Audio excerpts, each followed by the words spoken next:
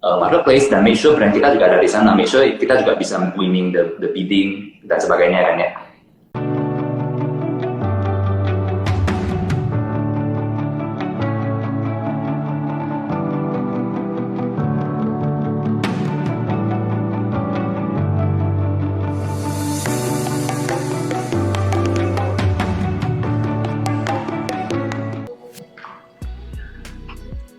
Halo, selamat malam.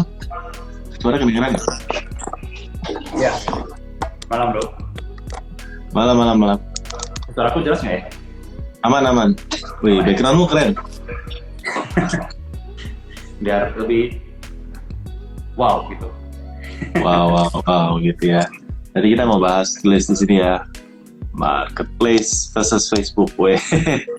Sebenarnya nggak versus sih, cuma ya biar clickbait aja guys. Ya, dan memang kebetulan ya, aku kan selama ini main di website sendiri kan ya, dari sosial media bawa ke website sendiri. Jadi aku memang sekarang lagi pengen belajar marketplace, jadi senang banget nih hari ini bisa diskusi. Ya, sebelumnya thank you bro, sudah mau meluangkan waktu buat datang, buat ngobrol. Kayaknya teman-teman di sini udah pada antusias banget buat. Ini lagi ada suara. Oke. Teman-teman udah antusias banget buat ini. Aman ya Om Freddy, Om Albert. Wih.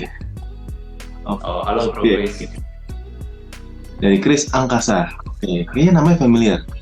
Iya. Nah, sebelumnya boleh nggak perkenalkan diri dulu, mungkin buat teman-teman yang belum kenal siapa sih ya Albert Leonardo itu. Kalau buat gue pribadi ya, ini gue kasih introduction ya. Kalau gue pernah pikirin Facebook advertiser, nama lu tuh top of mind di kepala gue. Jadi mungkin sebenarnya banyak ya, gue tahu banyak lah ada yang lainnya. Cuma nama lu tuh salah satu top of mind. Jadi it's an honor ya kalau lu bisa datang malam ini buat kita ngobrol-ngobrol. Nah tapi silakan waktu dan tempat, bersilakan kenalan dulu. Mungkin dari cerita awal mulanya boleh. Ya, sekali lagi selamat malam teman-teman ya semuanya. Jadi basically aku dulu banget itu backgroundnya guru bimbel ya, bimbingan belajar. Kemudian tahun 2014 itu mulai explore digital marketing. Jadi mempelajari Facebook Ads, waktu itu belum ada Instagram Ads. Kemudian waktu itu justru mulainya dari market luar. Jadi aku waktu itu jualan t-shirt menggunakan Facebook Ads, drive traffic ke website, dan terjadilah conversion. Jadi selama beberapa tahun ini justru memang fokusnya itu di awal ya, itu di market luar negeri, terutama di US, dan juga kemudian tes ke Europe dan sebagainya, menggunakan Facebook dan Instagram Ads. Kemudian setelah dari sana mulai punya bisnis partneran di bisnis beauty ya, di lokal Indonesia. Kemudian juga mulai tes jualan lokal juga. Nah, cuma memang masih ke website sendiri. Kemudian ini nih, justru tahun ini pengen coba nih di marketplace, karena ya walaupun di marketplace ada biaya marketplace-nya ya, tapi tetap saja ya traffic di sana, volume traffic di sana juga gede gitu. Jadi very excited untuk bisa tukar pikiran di malam hari ini dengan Bro gitu dan teman-teman di sini. Oke. Dan tahun ini jadi seller mentor Shopee kan ya? Oh ya, kemarin mungkin karena di YouTube ya, ada followers, kemudian di Instagram ada beberapa followers. Jadi kemarin diminta Shopee, boleh nggak sharing? Cuma aku memang kasih tahu Shopee, aku bilang aku belum ada pengalaman sebenarnya. Dia bilang nggak apa-apa, yang penting mereka juga akan bantu guide.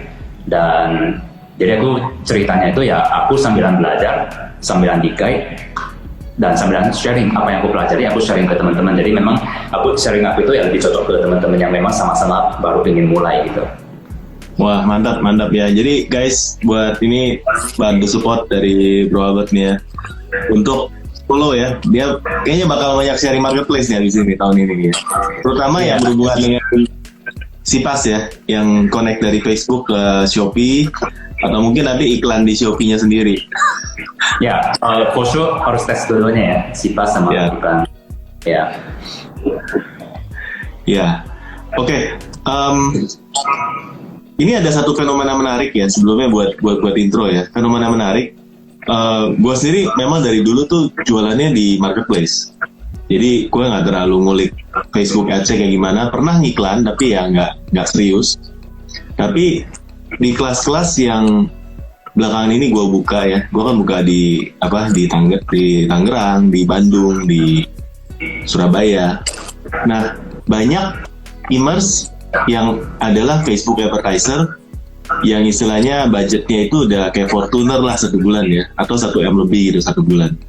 Join di marketplace karena mereka baru mulai main di marketplace. Ya mungkin sama kayak Bro Albert nih ya, baru mulai main di marketplace. Dan buat gue ini fenomena yang cukup menarik ya. Apakah ya ini nggak tahu ya. Apakah pertama algoritma Facebook turun atau jadi lebih boncos sekarang, Facebook, Instagram ya, sehingga membuat kayaknya kok marketplace lebih menarik gitu dibandingin yang dulu. Coba mungkin boleh dibantu pertanyaan pertama. Kalau menurut aku ya namanya business or everything in life itu ya selalu dinamis, everything changes. Jadi contoh nih misalnya waktu aku mulai ya tahun 2014 di Facebook Ads, itu juga udah banyak sih yang ngomongin Facebook Ads mah udah saturated. Itu tahun 2014. Wow. Facebook Ads mah mahal. Yeah. Mahal. Ya banyak sih yang ngomong gitu. Dan aku waktu itu kan memang belajarnya dari luar ya, online course luar, aku juga mentoring dari luar negeri. Kebetulan kan memang di US lebih dulu mulai kan ya. Nah itu aja mereka udah komplain. Facebook sekarang mah dibandingkan 4 tahun lalu mah udah mahal banget, bla bla bla. Tapi juga ada komen yang mengatakan ya namanya semakin banyak advertisers pasti akan semakin mahal, itu udah logik kayaknya. Yang penting kan mulai. Ya udah aku juga nggak mikirin, pokoknya aku mulai dan it turns out bisa menghasilkan gitu. Nah sama nih sekarang kalau misalnya kita ngomongin Facebook makin mahal, kalau ditanya ya memang dibandingkan ketika aku baru mulai ya, sekarang memang lebih mahal. Dan logikanya adalah semakin banyak advertisers yang iklan, jadi kan bidding kan, saling lelang gitu kan. Tapi mengenai apakah Facebook Ads jadinya nggak works atau enggak, kembali lagi sih ke strategi bisnis, ke strategi marketing. Contoh nih misalnya aku masih iklan di bisnis beauty ya, di beauty kan kami juga di Somalis. Jadi memang kita dapat customer-nya itu, kita advertising itu lokal, advertise di Jakarta dan juga Medan. Dan sampai sekarang itu masih profitable iklannya, masih profitable. Tapi di bisnis ini kan kebetulan service-nya itu kami charge lumayan high ya, itu harganya bisa jutaan. Jadi ya in this case iklan Facebook dan Instagram itu jadi kerasa murah banget untuk bisnis kami beauty. Jadi murah banget sih untuk revenue seperti itu. Tapi kalau misalnya aku iklan produk 20 ribuan, 30 ribuan mungkin agak susah kalau di Facebook. Mungkin dulu bisa, sekarang agak susah gitu sih. Berarti kalau semakin mahal, kita harus ngambil minimum margin berapa ya untuk bisa beriklan di Facebook? Kalau aku biasanya easily akan bilang minimal kalau bisa 100 ribu. Walaupun kenyataannya nggak segampang itu ya, cari produk yang marginnya 100 ribu. Tergantung sih kita jual apa. Tapi kalau kita punya margin minimal 100 ribu itu lebih gampang. Tapi banyak juga sellers yang jualan marginnya cuma 50 ribu, 60 ribu juga bisa sih iklan di Facebook. Tergantung lagi produknya kan. Kalau produknya itu yang pasaran, ya berapa orang harus beli dari kita kan. Nah tapi kalau misalnya produk kita itu yang unik, atau contoh nih ada orang yang sistem bisnisnya itu begitu China keluar produk apa yang baru di Indo belum masuk, dia duluan masukin. Nah jadi dia iklan duluan, otomatis itu dia dapat. Jadi dia mau charge higher price juga bisa, dia mau dapat margin gede juga bisa. Dan juga kemarin ya aku pernah coba satu hal yang sangat menarik. Itu I think aku share produknya nggak apa-apa, itu juga udah saturated sih. Jadi ada spidol ya, spidol biasa sih sebenarnya. Kalau bro pernah lihat nggak itu magic water painting gitu? Pernah nggak? Ya. Jadi dia spidol. Yeah.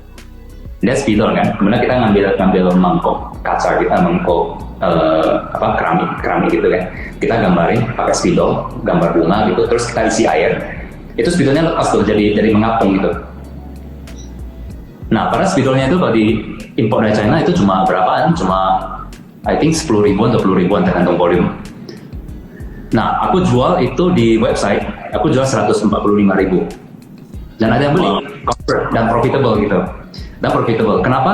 Jadi itu spidol, satu spidol itu kalau misalnya kita cuma memarketkannya sebagai spidol, ya udah harganya ya memang di harga 10 ribuan kan spidol dong gitu. Tapi spidol ini aku market dengan cara bahwa ini adalah magic water painting, dan itu bukan ide aku sih, aku juga lihat dari ide orang lain, ide luar negeri, ternyata bisa ya dicari angle jual spidol seperti ini. Terus ya udah aku jualin dengan angle ini magic water painting. Terus aku tunjukin videonya bisa jadi mainan anak-anak. Jadi aku angle-nya adalah daripada anak-anak kita sibuk main handphone, coba deh kasih aktivitas seperti ini. Ada yang beli itu 145.000 dan profit. Nah tapi tiga bulan kemudian begitu orang lihat kan, pada ikutan kan, maksudnya orang juga ya maklum lah ya di market. Terus di Topet udah mulai dibantingin harganya jadi 70.000, jadi 50.000, bahkan jadi 30.000. Jadi mereka menjual magic water painting dengan harga 30.000, 20.000, ya udah aku udah stop gitu. Tapi itulah contoh di mana ketika kita mengatakan Facebook Ads mahal nggak, apakah selalu boncos? Lebih mahal iya, tapi apakah pasti boncos? Belum tentu. Tergantung produk, tergantung angle marketing yang kita gunakan, tergantung gimana kita packaging marketing kita. Berarti yang susah sebenarnya cari produknya, bukan iklannya sendiri. Ya, menurut aku itu sih. Wow. Dan juga kalau ngikut course itu kan diajarin nih cara ngiklan. Tapi sebenarnya itu nggak sesusah untuk cari produk winningnya yang lebih susah. Ya, karena kalau course biasanya ngajarin cara iklan ya. Tentu kalau misalnya ketemu mereka yang punya produk yang bagus, ya itu gampang, grow-nya itu gampang gitu. Yeah. Bagus dan unik. Tapi kalau misalnya mereka yang belum punya produk, tapi juga struggle dalam mencari produk dropship, yang mungkin dropshipnya juga para perang harga dan sebagainya, ya mungkin bisa agak struggle. Tapi tadi pagi juga aku baru sharing ke kami ada sesi sharing kan dengan murid gitu. Jadi dia cerita gini, ini juga ada hubungannya dengan apakah Facebook makin mahal ya. Jadi dia jualan skincare, kemudian setahun lalu itu katanya ROAS-nya itu bisa 10 kali lipat, dan dia dropship by the way. Itu bukan produk dia dropship. Dia dropship aja bisa ROAS-nya 10, ini katanya ya 7-10 kali lipat. Tapi sekarang ini kok kayaknya cuma bisa break even. Nah jadi aku gali kan, aku nanya produk lo apa? Oh ternyata produk dropship dan skincare. Jadi dia nanya aku apakah memang algoritma Facebook itu udah berubah dan sebagainya gitu, atau apakah sekarang itu sudah kompetitif ya, udah banyak advertisers dan sebagainya. Jadi aku jawab hal yang sama, memang advertisers makin banyak, pasti makin mahal, so it's normal. Now it's a matter of gimana kita memandang bisnis model kita. Again, mungkin di marketplace aku kurang tahu, tapi kalau di dunia Facebook, Instagram itu kan yang masuk kebanyakan advertisers ya. Nah advertisers itu ketika mereka marketing itu mereka masih memakai mindset advertising gitu. Tapi mereka lupa, termasuk aku dulu juga seperti itu sih, mindsetnya itu pengiklan. Nah kemudian pelan-pelan belajar, oh nggak bisa nih, kita harus juga punya mindset pebisnis. Jadi iklan itu cuma satu bagian kecil dari bisnis kita kan. Jadi aku sharing ke dia, bisnis model lu gimana? Kalau misalnya lu cuma sekali, contoh nih misalnya kita dulu jual skincare ya, ini skincare misalnya. Lu kalau dapat sales, lu kan dari sana dropship ke customer. Customer ingatnya apa? Contoh ini skincare ABC kan ya, mereka ABC. Ketika dia sudah selesai menggunakan habis, 3 bulan kemudian dia mau order, dia ingatnya siapa? Lu atau brand ABC-nya? Pasti dong brand ABC. Karena lu kan cuma dropship, lu kan nggak ada bangun hubungan sama customer lu. Aku sharing seperti itu. Jadi ketika lu nggak bangun hubungan, orang ketika mau repeat order, dia akan lihat brand ABC dan dia mikir nih mau cari siapa ya. Kemarin aku pesan dari website siapa, aku lupa nih. Ya udah, easily go to Google atau Topet atau Shopee, ketik skincare ABC, yang dapat sales ya toko lain gitu. Nah jadi oh seperti itu ya dia bilang. Nah that's why sangat penting bagi kita, walaupun lu dropship, tapi kalau bisnis model itu lu bangun hubungan dengan your buyers. Misalnya begitu lu dropship mereka beli kan, nah seminggu kemudian lu kontak, halo aku dari toko ini ya yang kemarin lu beli. Jadi dia ingat kan toko kita.com misalnya. gimana nih skincare-nya setelah lu gunakan gitu. Nah, at the same time lu kan mau fokus ke skincare kan, lu upgrade your knowledge juga. Jadi lu bisa solve problem customer lu bisa sharing ke mereka. Jadi ketika mereka mau repeat order, yang kepikiran memang ini merek ABC, tapi yang kepikiran pasti lu, aku bilang ke dia. Karena lu yang help them selama ini. Dan juga brand ABC, mungkin dia cari reseller bantu jual kan. Mereka nggak mungkin bisa bangun komunikasi yang intens sama customer. Yang bisa itu ya lu sebagai reseller. Itulah kekuatan lu ke depannya. Nah, jadi lu harus mulai mikirin dari sisi itu juga, nggak bisa cuma mikirin gimana algoritma Facebook dan sebagainya. Wow, dalam. Karena banyak sekali orang yang fokusnya cuma iklan, tapi nggak bisnis as a whole gitu, produk, conversion, copywriting, winning ads ya, itu yang nggak seringkali dilupakan. Nah, tapi ini ada satu poin yang menarik ya. Tadi ngobrol soal skincare kan kita mengharapkan repeat order ya, karena sekali cocok mereka akan beli. Apakah skincare ini salah satu produk yang cuannya nggak harus cepeceng ya, noban pun jalan karena kita mengharapkan repeat order, atau rugi pun nggak apa-apa? Iya sih. Jadi kalau misalnya kita udah paham kalau seperti yang bro bilang kan, skincare itu repeat order, and we know that once they are satisfied ya, mereka akan become our lifetime customer kan. Jadi even di iklan pertama break even aja itu udah syukur gitu.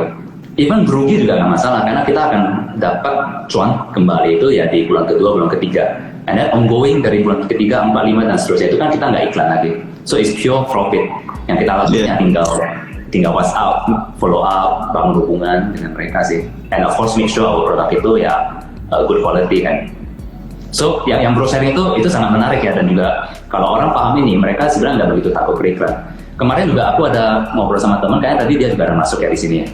Nah, dia juga sharing ke aku, dia punya brand sendiri, dia main di marketplace. Menarik sih, jadi dia sharing, mungkin bisa bermanfaat buat teman-teman di sini juga yang baik main di marketplace maupun enggak.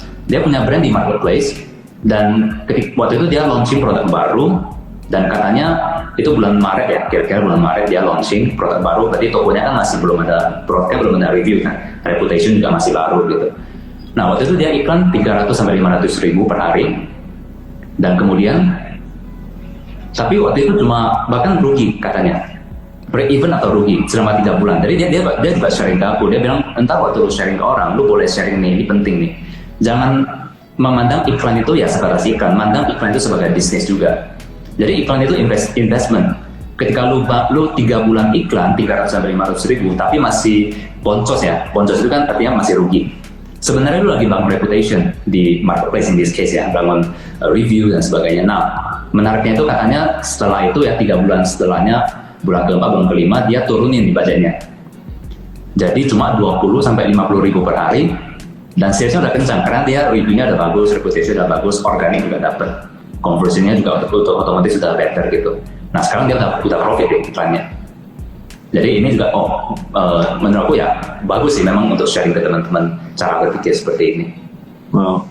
Nah, ini kalau kita masuk ke cara berpikir dalam beriklan di Facebook sama marketplace, ya kan? Dan lu kan udah mendalami istilahnya udah mulai mendalami marketplace nih. Apa sih fundamentally difference between these two places? Kalau in a way that people advertise, or in a way that you should secara strategically ya, bisnisnya harus kayak gimana? Antara Facebook Ads atau Instagram sama marketplace ya. Iya. Nah, kalau misalnya kita bandingin sama marketplace, berarti marketplace kan tergantung kita mau main seperti apa ya, apakah organik atau iklan kan gitu ya. Aku assume orang yang main marketplace naturally mereka juga bakalan main iklan nggak sih, atau nggak, belum tentu? Belum tentu. Tapi mostly masih organik. Karena perang harga yang di marketplace itu biasanya akan membuat mereka untuk bayar fee marketplace aja udah susah, apalagi untuk ada budget untuk beriklan. I see. Iya. Dan ini sebenarnya salah satu benefit dari marketplace. Dimana kalau misalnya di Facebook kan tadi minimal 100 ribu ke atas per transaction cuannya baru bisa kita iklan.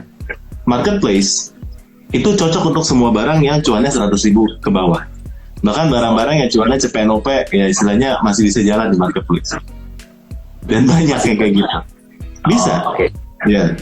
Bisa. Kayak jual lakban. Mungkin cuannya cuma 200 perak satu barang. Jalan. Jual masker satu box yang 9.000 itu cuannya juga akan banyak.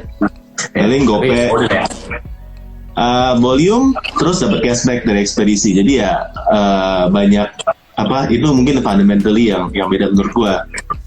Barang-barang yang di Facebook nggak bisa, marketplace bisa gitu. Jualan. Yeah. Nah, the thing yang membuat aku interested untuk harus segera pelajari marketplace adalah, walaupun aku selama ini pakai website sendiri ya, adalah consumers behavior itu kan always shift ya. Jadi ketika sekarang itu orang apa-apa kayak contoh deh aku sendiri deh, ketika mau beli apa-apa itu langsung buka marketplace gitu, pakai buka handphone marketplace. Yang artinya kebanyakan orang juga seperti itu. Yeah. Nah, jadi ketika kita nggak ada di marketplace kan sayang banget gitu kan. That's why I think marketplace is another channel dari produk kita gitu. Jadi selain kita iklan di sosmed, kita juga harus ada muncul di marketplace. Dan kalau bisa organik itu kan udah bagus banget, nanti nggak bayar biaya marketplace kan, nggak perlu iklan. Nah, kalau misalnya perbedaan fundamental, I think ya again ya mungkin kita anggap perpanjangan dari channel kita, tambahan channel. Kalau dari segi perbedaan mungkin aku bandingnya seperti ini. Kalau di marketplace orang sudah ready, buying intentionnya udah ada karena keyword ya, mereka cari ini skincare ini langsung muncul, kayak Google juga kan sebenarnya kan. Nah tapi kalau di Facebook dan Instagram itu lebih ke discovery. Jadi actually it's part of the whole process sih. Jadi ketika customer sudah ready to buy ya, they go to marketplace dan make sure brand kita juga ada di sana, make sure kita juga bisa winning the bidding dan sebagainya kan ya. Dan juga reputation kita bagus kan, kita muncul di paling atas organik dan sebagainya. Itu kalau customer kita udah hot, udah ready to buy. Tapi kan kita kan nggak cuma based on this, kita kan juga mau mencari market baru. Nah disitulah menurut aku sosmed itu penting, nggak cuma Facebook, Instagram sih, termasuk TikTok itu kan juga sosmed ya. Jadi itulah proses discovery terjadi. Nah, contoh nih teman lain juga yang kemarin minggu lalu kau juga baru ketemu dia juga sharing. Dia juga punya toko di marketplace dan katanya itu 90% buyersnya itu sekarang pengen belinya itu di marketplace. Nggak lagi lewat WhatsApp gitu. Nah, jadi dia masih tetap iklan di Facebook, Instagram. Dia ngarahin ke website. Nah, tapi di websitenya itu nggak cuma contact us, beli sekarang nggak. Di websitenya itu ada link Topet, ada link Shopee dan sebagainya. Jadi bebas, orang mau klik mana bebas terserah mereka. Dan 90% conversion itu yang terjadi di marketplace. Jadi actually this is one whole thing yang saling mendukung dari cold discovery, kemudian buying-nya itu di marketplace. Nah, lalu mungkin kalau bisa kita bahas lebih dalam, ini menurut aku ya, perbedaan iklan di marketplace dengan iklan di sosmed, kan bagi head to head ya, kita bandingin iklannya gitu ya. Yes. Kalau iklan di marketplace itu kan by keywords yang again is buying intention. Dan mereka udah lebih ready untuk membeli dibandingkan kalau di Facebook dan Instagram kita masih punya kesempatan untuk educate mereka untuk introduce our product karena kita bisa main di video, main di carousel dan sebagainya, dan kita punya kesempatan untuk interact dengan mereka in many different ways. Bahkan seperti punya teman aku, dia juga dari sosmed ke webpage. Nah di webpage inilah kita punya kesempatan untuk berinteraksi. Kita pasang testimoni berupa video. Kalau di marketplace kan harusnya belum, tapi sekarang kayaknya udah bisa ya pasang video dan sebagainya. Bisa. Nah, tapi kalau di website kita kan kita bisa atur sendiri ya susunannya supaya menarik gimana. Jadi kita masih punya kesempatan untuk educate them about our product. Kenapa sih produk kita itu harganya segini? Karena made in mana gitu kan. Nah baru di bawahnya yuk beli, kasih link marketplace gitu. Itu sih aku cara memandang secara keseluruhannya. I see. Nah, sebagai internet marketers ya, dan melihat bahwa semakin kesini orang makin shifted belinya di Tokopedia, di Shopee, ini membuat kita istilahnya takut nggak ya? Wah lama-lama nggak ada yang mau beli di website lagi, lama-lama makin susah nih jualan di website. Atau justru sebenarnya ini peluang gitu? Ya, of course ketika mau shift ya pasti ada apa istilahnya, ada struggle-nya karena proses belajar kan ya. Tapi again mau nggak mau ya kita harus ikuti. Kayak misalnya aku mau shift dari selama ini nggak main marketplace, mau ya juga aku harus spend time belajar juga kan ya. Kalau mengenai mungkin worry, I don't know ya. Sekarang mungkin kita harus omni channel kan ya. Dalam arti kita walaupun pasang di marketplace, menurut aku ya tetap orang pikirannya itu, apalagi menurut aku sekarang penting bagi kita untuk punya brand. Bagi kita untuk punya brand. Kalau aku mandang mungkin lebih ke depan ya, I don't know if you agree or not. Pada akhirnya orang tengah ini mungkin akan kesusahan. Yes. Kenapa? Karena brand bisa langsung Very much, man. Sama customers. Jadi memang ya, jadi aku juga ada mikir, lalu kekuatan reseller apa kan gitu, kekuatan dropshipper apa. Jadi sebenarnya menurut aku kita nggak boleh lagi melihat kita itu sebagai dropshipper. Kita harus melihat kita itu sebagai ya mungkin reseller lebih bagus. Kenapa? Karena reseller itu seperti yang aku sharing tadi, kita harus bangun hubungan. Jadi ketika kita nggak punya produk, kita nggak punya brand, tapi kita punya hubungan dengan orang gitu loh. Dan hubungan dengan orang itu yang nggak bisa digantikan. Mau iklan brand sekencang apapun, ketika kita contoh deh misalnya temanku jual aku casing atau apapun itu ya, sebuah produk gitu. Aku tahu ini easily I can find it di marketplace. Dan aku tahu temanku jual lebih mahal 5.000 misalnya. But karena hubungan aku sama teman dan aku pengen dia cuan 5.000 mah nggak seberapa gitu. Aku akan beli dari dia tetap. Walaupun aku tahu ini di Tokped banyak atau di Shopee banyak. Yeah. Nah hubungan ini lah menurut aku yang bisa kita yang sebagai aset kita sebagai penengah, sebagai reseller. Nah, lebih bagus lagi kalau mulai sekarang itu ya kita belajar create. Apapun itu, create kan nggak harus physical product. Create itu bisa juga digital product, bisa juga your skill, apapun your skill ya you sharing. Nah, that's why seperti ada TikTok, ada Reels, seperti itu menurut aku bagus ya, karena kita dibiasakan untuk coba berkreasi. Kalau TikTok itu kan kita diajarkan berkreasi tanpa beban ya. Kita diajarkan, masa kita bisa berlatih, berkreasi tanpa perlu takut dijudge. Karena memang TikTok ya terserah lu mau fun. Tapi dari sana kan kita jadi pede, oh ternyata aku bisa ya ngomong depan kamera. And if you have any skill, you can share gitu. Lu bisa ngajar apa? Lu bisa ngajar matematika, you can share about mathematics. You bisa ngajar bahasa Inggris, share about bahasa Inggris. Jadi mulai sekarang coba kalau bisa kita create gitu. Ya kalau nggak bisa nggak apa-apa, tapi make sure kita punya bangun hubungan sama orangnya, sama customers kita. Tapi this is a very good point ya. If you want to survive long, let's say in the next 5 to 10 years, you have to have this brand. Because kalau cuma reseller, ini makin lama posisinya makin tergencet. dan gue sendiri juga udah merasakan, dan beberapa teman ya. Dulu waktu marketplace ini masih 5 tahun lalu ya, kita jual produk apa ya gampang. Cuma distributor, cuma reseller, gampang. Sejak COVID, semua pabrik masuk, semua reseller yang lain baru bermunculan, penjual marketplace ini jadi banyak sekali. Pertumbuhannya almost double in the last 2 to 3 years. Iklan yang tadinya orang jarang sekali yang iklan, sekarang yang jago-jago iklan sudah semakin banyak. Jadi posisi distributor, reseller, agent ini makin gak ada value-nya. Dan seperti tadi lu bilang tadi ya, I totally agree ya. Maksudnya kalau lu mau survive in this game ya, you have to know the value ya. You have to know the business. Even if you are resellers, you have to bring like what's your added value in this game ya, compared to the people that sell maybe cheaper than you gitu. Jadi ini susah dijalankan, padahal ngomongnya gampang. Karena to create a brand ini susah sebenarnya. Ya, tapi menurut aku ya, walaupun kita agree bahwa kedepannya itu yang distributor reseller itu mungkin akan terancam, tapi again bisa jadi enggak. Dalam arti gini, walaupun sebuah brand mau sebesar apapun, tetap dia butuh distribusi, tetap ya. Masa let's say lah dia bisa dengan pada akhirnya brand juga akan mikir, daripada aku hire orang, contoh ya, aku hire salesman, buktinya kan sekarang mungkin nggak perlu salesman, ya udah kita kerjasama dengan reseller gitu. Jadi sebenarnya juga nggak bakalan mati sih, cuma disarankan ya, ini menurut aku kalau bisa reseller itu mulai bangun branding. Kalau nggak punya produknya, apa yang bisa kita bangun? Branding diri kita sendiri.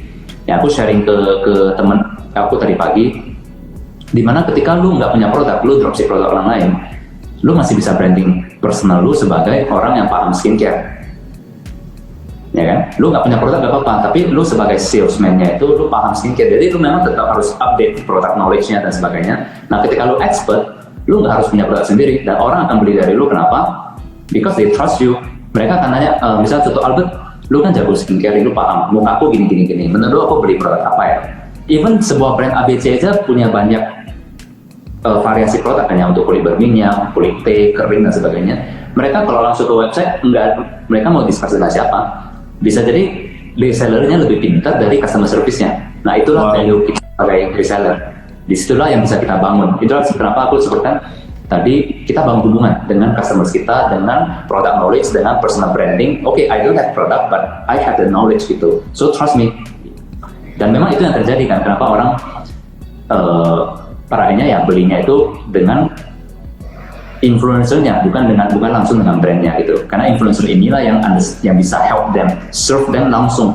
Brand itu kan terlalu gede, mereka mau jangkau terlalu banyak, mereka juga membutuhkan reseller atau orang tengah ini sebenarnya. Jadi sekarang nggak usah terlalu worth it. So good news ya, kalau tadi so good news ya buat teman-teman yang masih resellers ya, belum akan mati kok, masih dibutuhkan ya. Tapi harus kerja ekstra keras, nggak bisa cuma asal jual pasang gitu aja. Sekarang kita harus bikin konten, harus live ya, harus kasih sesuatu yang lebih. Kalau nggak, kenapa orang mau beli dari kita dibandingkan dengan reseller yang lain ya. Nah, yuk kita ngomong soal cepas ya, atau konekin dari Facebook atau Instagram ads ya ke, atau TikTok mungkin ya, ke marketplace. Boleh sharing nggak kalau memang ada contoh-contoh yang pernah lu temuin atau yang lu rasa harusnya kayak gini nih kita connect gitu ya? Oke, karena aku baru mulai marketplace, jadi aku sendiri belum menjalankan SIPAS. Ya, aku sudah mulai pelajari ya. Termasuk aku juga nanya ke teman-teman aku yang sudah jalanin SIPAS. Jadi menurut aku SIPAS itu kan basically kita dapat data dari Tokped atau Shopee atau marketplace lainnya, di mana kita punya data siapa yang udah view konten, add to cart dan sebagainya, wishlist dan sebagainya. Dan kita bisa gunakan data itu untuk kita iklanin dari sosmed. Nah menurut aku SIPAS itu ya cocok digunakan untuk retargeting sih. Untuk retargeting, jadi ketika orang udah masuk ke website kita, orang udah masuk ke marketplace kita, udah add to cart tapi belum lanjut beli. Nah gimana cara kita remind mereka? Yaitu ketika mereka lagi main di Instagram, iklan kita muncul nih, lu kan udah add to cart, ayo dong lanjut belinya gitu kan. Nah kita remind mereka di Instagram. Jadi ketika mereka klik ya balik lagi ke aplikasi marketplace untuk lanjut belanja gitu. Dan SIPAS bisa ya? Bisa baca ya. Padahal itu datanya dari Shopee. Ya justru SIPAS itu ya collaborator ads kan ya. Justru karena marketplace collaborate dengan Meta, Facebook, Instagram. Jadi kita bisa pasang ibaratnya kita bisa pasang pixelnya Instagram di marketplace. Jadi ketika terjadi view konten add to cart di marketplace, ini Instagram update nih, hari ini ada berapa orang. Nah jadi Instagram sudah punya data ini, kita tinggal jalankan Instagram dengan menggunakan data yang sudah ada. Oke, aku mau iklan ke orang yang pernah kunjungi marketplace aku selama 30 hari terakhir yang sudah add to cart tapi belum beli gitu. Oke. Nah bahkan kita bisa pilih levelnya, orang yang sudah beli, yang sudah add to cart, atau yang sekedar view konten, atau mau pilih semuanya, atau mau exclude yang sudah beli dan sebagainya. Itu bisa kita main di SIPAS ya itu. Interesting. Jadi dia akan bayangin terus kita kemana aja ya? Ya. Interesting. Kalau di Facebook sekarang ada nggak sih standar ROAS atau efektivitas iklan? Depends on the industry or gimana sih? I would say of course setinggi mungkin kan kalau bisa kan. Tapi again ya depends on industry dan juga model gimana kita strategize-nya. Seperti yang aku bilang tadi kan, bisa jadi ROAS dulu di awal itu cuma break-even, tapi lo menangnya itu di retargeting misalnya. Yes. Bisa jadi. Lu menangnya itu di recurring purchase dari customer lo, seterusnya gitu. Itulah that's why kenapa ya banyak, kita mungkin sering lihat ada banyak produk atau website yang mereka menawarkan affiliate. Kalau kita bantu mereka jual, kita dapat commission. Itu commissionnya mereka berani kasih gede. Contoh deh Wix.com ya. Itu kalau aku cek ya, itu mereka berani kasih per pendaftaran itu $100. Wow. Padahal ya $100. Padahal orang mungkin cuma subscribe $12 gitu. Tapi dia berani kasih affiliate-nya itu $100. Why?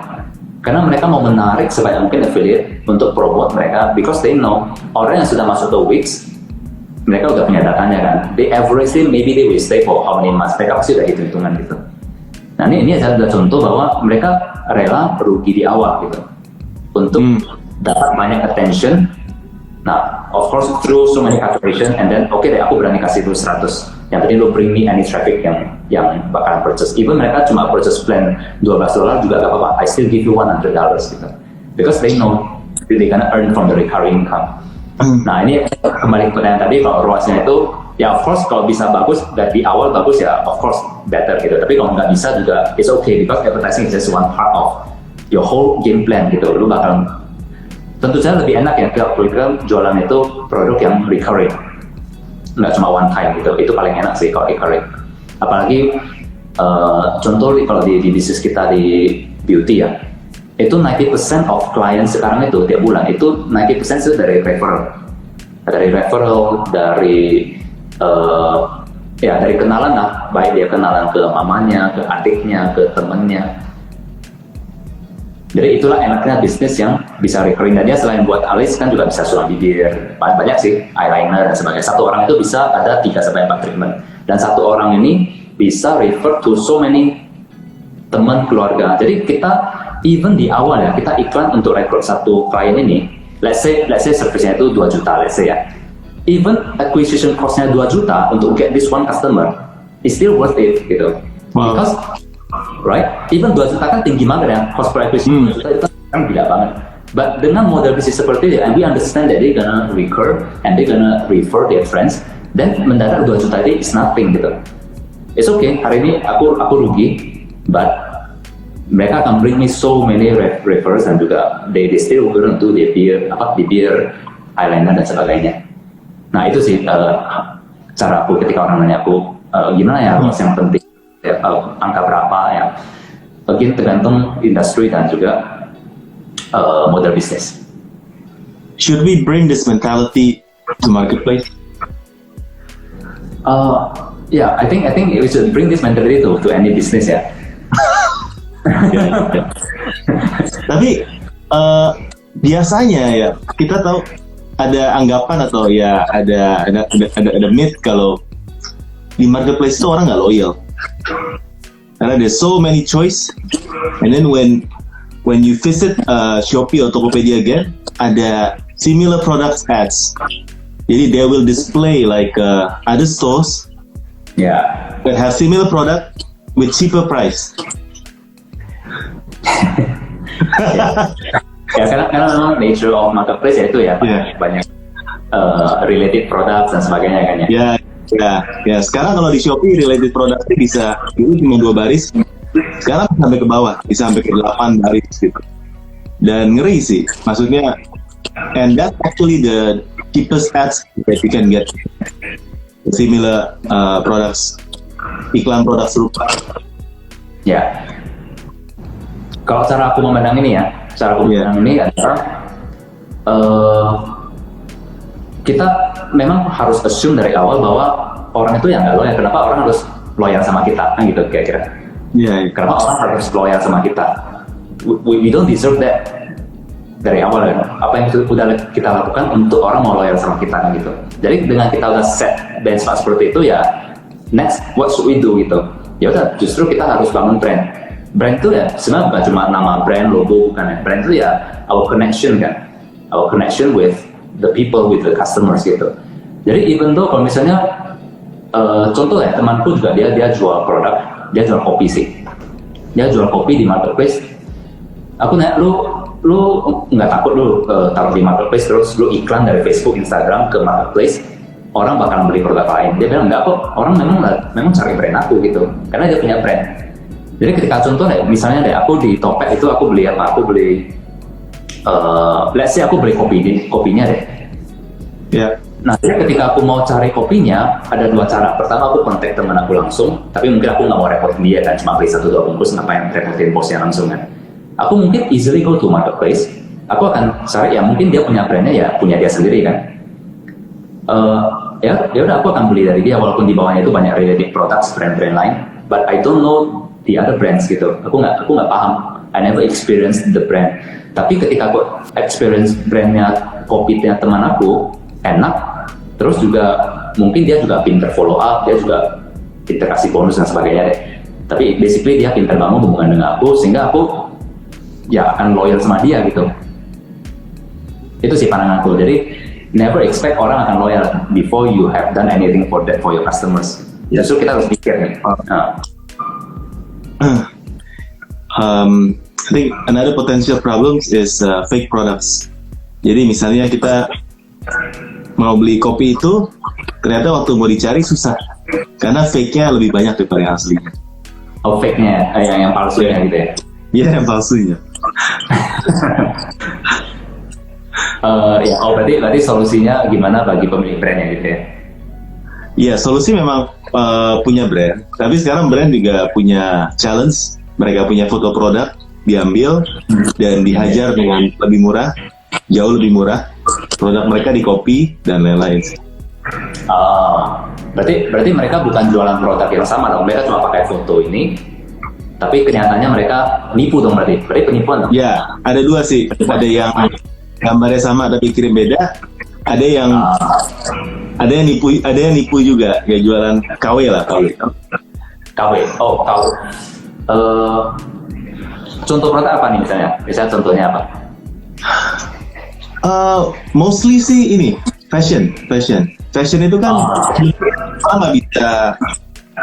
nggak bisa patenin brand, tapi nggak bisa patenin motif. Iya. Kalau itu susah, ya kan? Jadi dia udah desain capek-capek, this is dia punya design language, terus tinggal orang lihat, oh laku ya, gua copy ya, mirip-mirip bahannya dan lain-lain. Orang cuma lihat, oh ini gambar ini bagus, harganya 50% lower, jadi orang akan beli gitu di marketplace. Ya, jadi misalnya aku punya brand baju nih, brand fashion.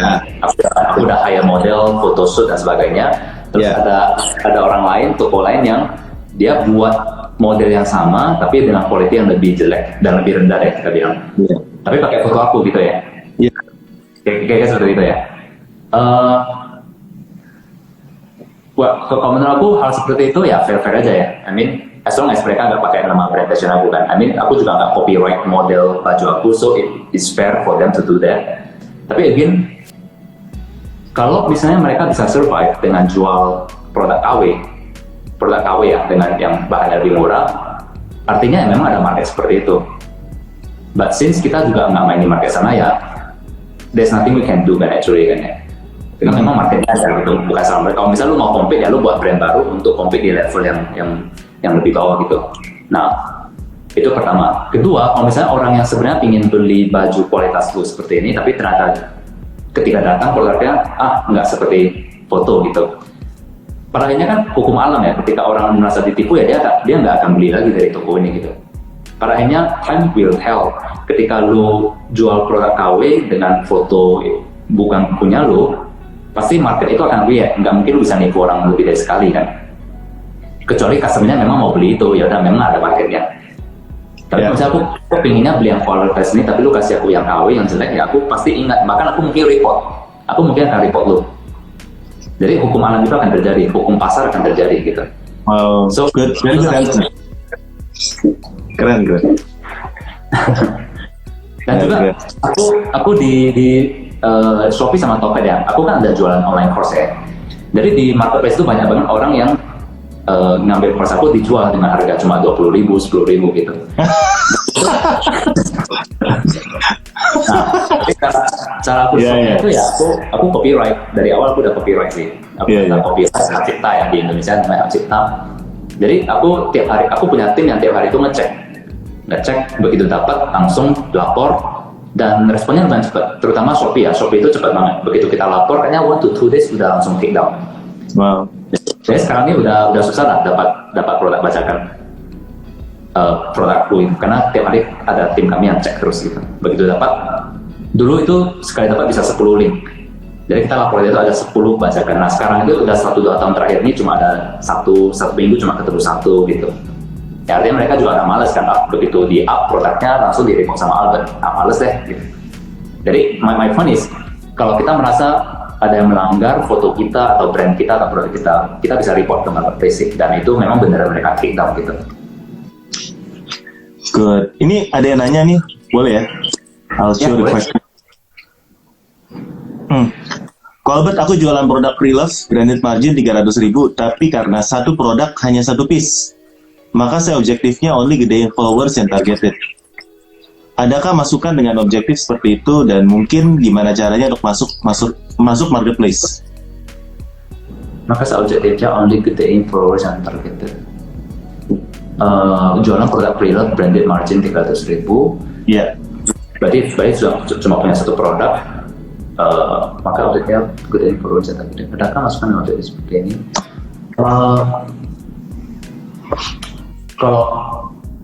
Kalau produknya itu laku, aku assume produknya laku dong, maka dia sampai sekarang kakak Tommy ya masih jual sampai sekarang. The beauty of one produk ya, kita bisa fokus kan. Kalau aku sih bakalan buat, mungkin ini juga yang sudah kakak Tommy lakuin ya, buat satu produk landing page, kita bagusin, maksudnya kita punya website sendiri, kita bagusin dan sebagainya, testimoni, model yang bagus dan sebagainya, kita iklanin. Kalau aku sih, as long as produk ini masih ada marketnya gede, aku akan testing kreatif yang berbeda aja sih. Kreatif itu misalnya konten iklannya, misalnya aku sebulan sekali atau 2 minggu sekali aku ganti model. Mungkin cowok yang pakai atau cewek kan juga banyak variasi wanita, misalnya umur berapa atau warna kulit dan sebagainya. Itu pertama. Yang kedua juga bisa dengan konten kan, misalnya kita mau iklanin produknya dengan konten fun atau dengan konten edukatif, kasih tahu orang, oh ini quality loh, sepertinya seperti apa dan sebagainya, atau dengan yang fun tadi, entertaining, dan jadi aku akan main di itu sih, konten iklannya gitu. Kalau mengenai mau masuk ke marketplace ya boleh dicoba aja sih ya. Dan mungkin gimana caranya untuk masuk marketplace. Nah ini mungkin Om Botak yang sharing nih gimana cara masuk ke marketplace. Kebetulan dulu gue awal mula jualan itu gue jual komik bekas.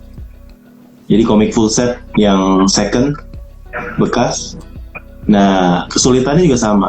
Biasanya sekali upload itu kita cuma punya satu barang. Tapi nggak apa-apa. Selama cuannya masih nutup, punya satu barang pun kita bisa iklanin, kita pasang ads juga bisa. Dan kalau memang barangnya habis, nggak bisa restock, ya upload barang baru. Nah tapi sebenarnya ada cara yang lebih supaya reviewnya itu kita nggak hilang. Produknya itu kita kasih varian. Jadi di satu produk, misalnya the same price ya. For example, like 500,000. This shirt is worth 500,000. Kasih varian aja. Varian A, B, C, D, E. And then kalau salah satu habis, ya you can sell another varian ya. Tapi review untuk produknya udah ada. Jadi kita istilahnya produknya itu nggak hilang reviewnya. Jadi bisa stay on top of the kategori terus. Oh sih, nah ini aku gantian aku nanya nih. Wah, berat nih. Ya, siap. Jadi aku kan mau bangun store baru nih, masih baru, belum ada reputation, belum ada review. Terus aku produkku juga kebetulan cuma satu jenis sih, dan dia nggak ada varian, dia cuma satu. Ya paling ada dua aja sih. Jadi dia nggak kayak nanti aku ada produk lain, contoh parfum ada 51 varian, itu mungkin bisa terapin yang tadi Bro bilang itu. Tapi produk aku cuma ada satu jenis, Itu gimana tuh sarannya? Oke. Aku mulainya itu harus gimana? Namanya toko itu harus penuh sih. Penuhnya kalau di Shopee, Topet mungkin sekitar 20 produk. Biar cakep aja pas masuk kayaknya this store is serious lah. Ya, kalau nggak cuma 1-2 kelihatannya kayak ini tokonya jualan apa sih, nggak kelihatan. Nah, untuk bisa buat satu full, biasanya kita main bundle sih. Jadi satu iklan isinya 1, iklan kedua isinya 2, iklan ketiga isinya 3, iklan keempat isinya 4, atau ditambahin bonus. Jadi lu misalnya beli produknya dapat t-shirt, so this one bundle with t-shirt. Jadi ditambahin dengan gimmick-gimmick. Padahal aslinya jualan cuma 1 produk. Dan banyak toko kayak gitu. I see. Oh, it's very good tips ya. Iya. Berarti misal contoh nih, produk ini tambah t-shirt, mungkin kalau produk ini 100.000 contoh ya. Kalau tambah t-shirt mungkin 120.000 seperti itu. Ya. Tapi kita punya 2 produk kan ya, 2 produk list. Ya, itu produk sih. Tapi ada produk. Produk ini tambah case, produk ini tambah stickers, whatever lah. Makanya, as long as it's full, minimum kalau lu lihat kayaknya penuh itu toko. 20 ya minimum ya. 20 sih biasanya. Ya. I see. Siap. Ya. Wow, it's been a very good discussion ya. Gua sendiri belajar banyak dari lu. Hopefully we can do this in the future again. Ya, kayaknya ada tadi yang nonton juga cukup stable sekitar 100. Thank you very much, bro, for sharing your knowledge and insight. Hopefully nanti kalau udah mulai ngulik-ngulik, kayaknya bisa lebih seru lagi nih ngomong. Ya. Kalau udah lebih banyak pertanyaan yang dalam nih, daging-daging. Siap. Thank you bro ya. Thank you buat teman-teman yang udah hadir. Ya jangan lupa buat subscribe ini dong ya, kasih kita support supaya kita makin semangat bikin konten. Subscribe Albert Leonardo dan Cerita Om Botak. Sampai ketemu di video dan IG live kita berikut ya. Bye bye. Have a good night. Bye. Good night semuanya. Kabar gembira Botakers, kita akan mengadakan giveaway. Giveaway-nya adalah 2 jam free bedah toko untuk Botakers. Dan nanti setelah kita menyentuh 30.000, kita akan ada live untuk giveaway-nya. Intinya, 1 Botakers yang beruntung nanti akan dapat free mentoring dari Om Botak one-on-one selama 2 jam. Thank you.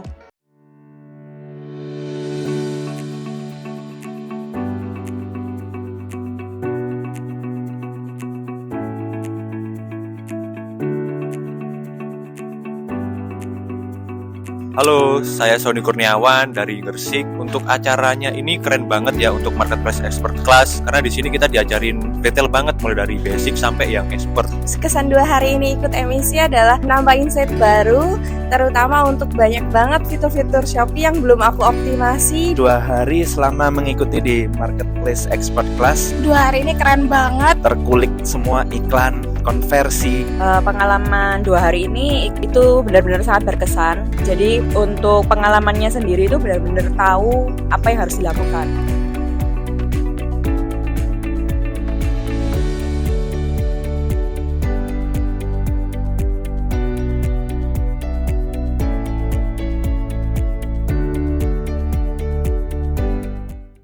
Hai Botakers, channel Cerita Om Botak membuka membership untuk Botakers yang ingin bergabung, dan kita ada 3 level ya. Ada level basic, ada level intermediate, dan level advance. Nah, yang level basic ini ya, Botakers bisa mengakses ya video yang akan dimunculkan di channel terlebih dahulu. Ya, jadi dapat early sneak peek ya, bisa tanpa iklan. Jadi Botakers ini juga mendapatkan loyalty badge, di mana ketika teman-teman komen atau nanya, kita akan kasih prioritas untuk dijawab ya sama Om Botak. Nah, tapi ya basic ini belum dapat 7, saat ini kita sudah ada 77 video ya, atau total durasinya 12 jam video-video daging ya, dari belajar Shopee basic sampai advance ya, sampai daging-dagingnya yang biasanya Om Botak ini bagikan pada waktu kelas-kelas offline ya.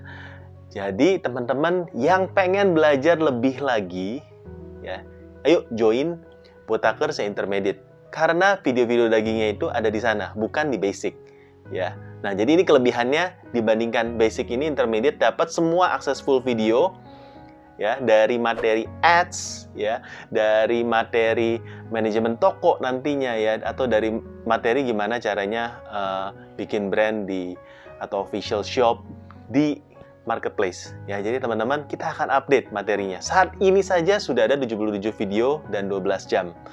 Ya, durasi untuk nontonnya, dan teman-teman di sini interaksinya juga luar biasa ya teman-teman, yang aktif ya, nanya dan kita akan balesin. Oke. Tapi kalau teman-teman dari basic dan intermediate itu belum cukup puas ya, masih ada satu level lagi, yaitu level advance. Di sini kita akan kasih ya 30 menit mentoring dari Om Botak per bulannya selama kalian berlangganan atau menjadi membership, dan akan mendapatkan ya diskon apabila teman-teman Botaker Advance ini ingin ikut kelas atau training offline kita. Ditunggu ya teman-teman untuk jadi Botakers ya. Ambil yang intermediate kan, menurut saya itu good deal banget. Dengan harga itu dan dengan video dan semua materi yang teman-teman dapatkan, itu good deal banget ya. Materinya karena runut ya, jadi nggak comot sana sini tapi runut ya. Sudah kita bagi secara kurikulum ya, part 1-nya apa, part 2-nya apa, dan sebagainya. Sampai jumpa di kelas.